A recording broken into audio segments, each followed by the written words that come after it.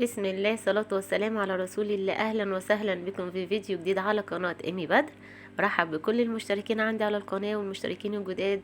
اهلا بكم، نورتوا القناة ودايما يا رب في زيادة باذن الله، ودايما فيديوهاتي تكون كويسة ومميزة. باذن الله نعمل مع بعض عيش السحور. اجمل عيش شامي ان شاء الله نعمله في البيت ونخبزه كمان بكل سهولة في فرن الكهرباء. وباذن الله اجربه في فرن البوتاجاز ان شاء الله، وبرضو هبقى اعمله فيديو انزله ان شاء الله. بس زي ما احنا شايفين العيش كده طبعا جميل جدا، روعة وطعمه تحفة. طبعا انا مش هين عليا ان انا اهبط العيش كله يعني. بس اكيد حضراتكم شايفين المنظر عامل ازاي. وكمان عملت حجمين تاني صغيرين اصغر شوية، بغطا البطرمان كده، وكمان بالكوباية عملت احجام اللي هو العيش الصغير الميني ده. بس هنبدأ نتابع مع بعض ونشوف. بسم الله. معايا كيلو من الدقيق، مج من اللبن الدافي، معلقة صغيرة ملح، معلقتين كبار خميرة، ومعلقتين كبار من السكر. بدخل كده المكونات الجافة دي كلها، بقلبها في بعض كده كويس الأول، وببدأ بعد كده بضيف كمية اللبن، وبكمل العجن بالمية الدافية. ببدأ كده بفضل ان انا بزود كده حبة حبة، وبدأت ان انا اضيف المية لغاية اما اخفي الدقيق تماما وكل الخليط بتاعي يبقى عجين. بضيف معلقة كبيرة من الخل علشان تساعد برضو معايا على رفع العجين بسرعة. طبعا هنتابع مع بعض كده ان شاء الله، اقول لكم انا استخدمت مية قد ايه بالظبط. بضيف كده حبة حبة من المية لغاية اما بلم العجينة خالص. بس العجينة بتكون طرية. لازم تكون فيها يعني سنة تلزيق برضو شوية كده، تكون عجينة خفيفة علشان ناخد عيش مظبوط. بس بفضل الم في العجين كده، وانا بعجن كده بستخدم حركة لت العجين اللي احنا عارفينها زي ما كانوا بيعملوها بايديهم الاتنين كده. لا، انا بعملها بايد واحدة اهو. نفس الحركة بس بعملها بايد واحدة علشان برضو نمشي على الخطوات مظبوط عشان ناخد نتيجة حلوة ان شاء الله. تاخد وقت شوية، بس بفضل اعمل الحركة دي لغاية اما العجينة بتنعم معايا خالص، مبقاش فيها اي حبيبات بقى من الدقيق ولا اي. كلها بتبقى ناعمة كده، وحتة واحدة بتبقى جميلة جدا.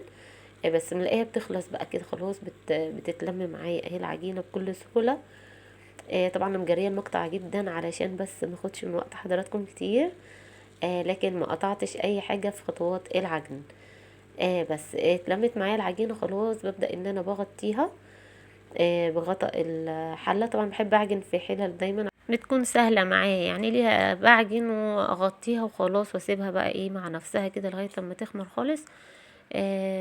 بس بعد كده خلاص العجينة اتلمت بقت زي الفل. استخدمت مية قد ايه، مجين من المية ومج لبن. المية فاض بس ربع كوباية كده بسيطة زي ما احنا شفنا. هنا بقى كنت مشغلة الفرن بس 5 دقايق كده على نار هادية خالص. بدأت احط فيها الحلة علشان بس تخمر، اسرع عملية التخمير يعني. اختمرت اهي الحمد لله. ابدأ بقى ان انا كده ناخدها علشان نقطعها. هنا حطيت بس على الصينية كده رشة من الدقيق.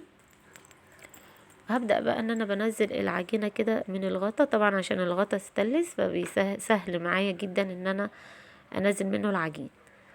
طبعا ما كنتش دهنة على وش العجينة زيت ولا اي حاجة من الكلام ده، بس اهو نزل معايا بكل سهولة، افضل من الكيس بقى والاسترتش والكلام ده.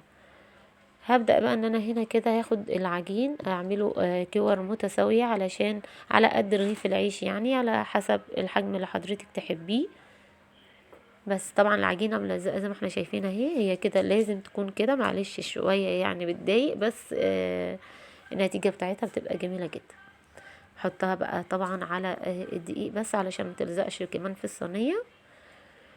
بس ببدأ بقى بخلص الكمية كلها، بحطها على الصينية، بغطيها بعد كده بكيس بلاستيك علشان بس وشها ما ينشفش معايا، وش العجينة ما ينشفش. اسيبها ترتاح شوية بس قبل الفرد. كيس بلاستيك او فوطة، اي حاجة يعني متوفرة عند حضرتك. بس هنا جبت صينية اكبر بقى، وبرضو رشيتها رشة دقيق كده. وهبدأ بقى ان انا هاخد كور اللي انا عملتها، احطها كده على الرخامة، وابدأ ان انا افردها بالمردانة بتاعتنا كده بس بكل سهولة. ادام العجينة ارتاحت بص نلاقي العجينة بتفرد معايا بكل سهولة وكل بساطة. بس باخد الرغيف بقى بنفضه كده من الدقيق بظبطه.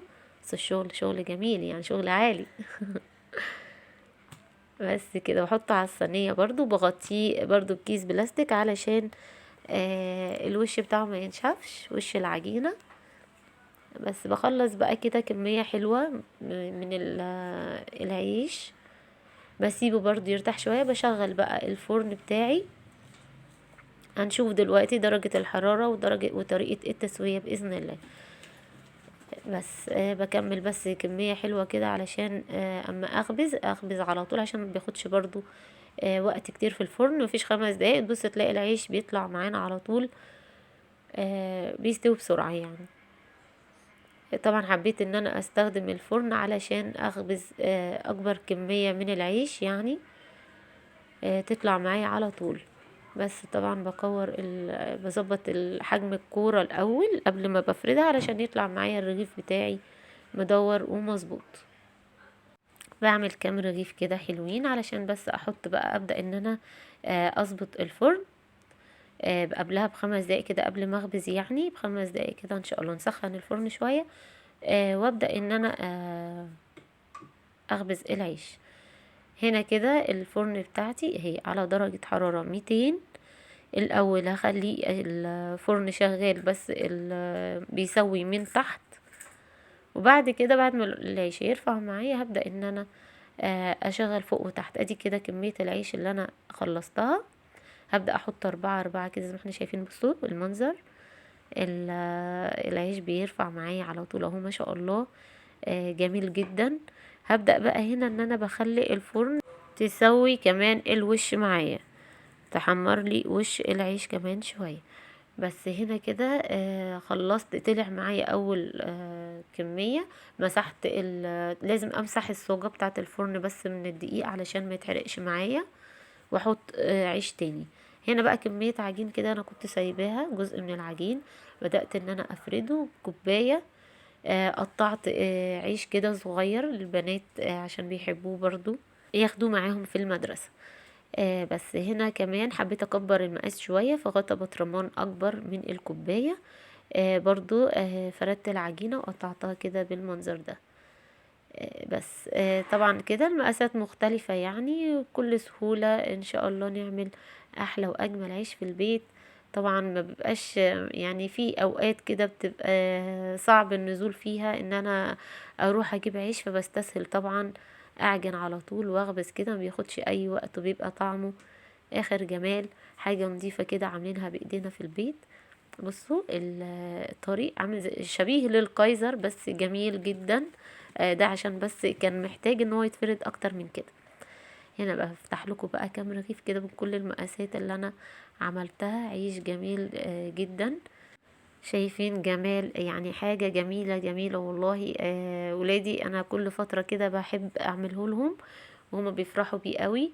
ادي كمان سندوتشات اللانش بوكس عملت لهم بطاطس بسلطة الطحينة. دي طلباتهم يعني.